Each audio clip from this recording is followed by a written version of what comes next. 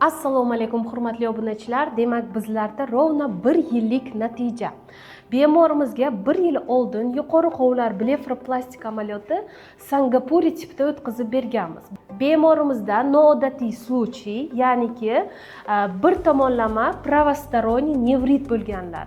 Shuni hisobiga yavni asimetriya yuzlarida bilinib turibdi. Bitta ko'zlari ikkinchi ko'zlarga nisbatan kichkinaroq bo'lgan, tortilish his qilyapti. Yuqori qo'llar blefroplastika yordamida biza maksimalni ko'zlarni bir xil simmetrik ravishda to'g'rilab berganmiz, chuqurroq skladka yasab berganimiz hisobiga. Endi esa natijani kutganlar uchun bu bizani rovna 1 yillik natijamiz.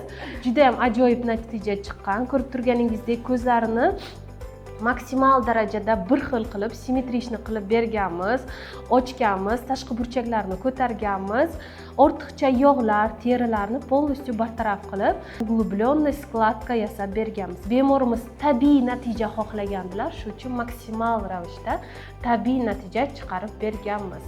Bemorimiz xursandlar, to'g'rimi? Albatta, mamnunman. O'shaning uchun opamlarni olib keldim. Keyingi operatsiyaga yo'l oldik. Hozir esa bemorimiz bizga bitta chiroyli qilib intervyu beradilar-da.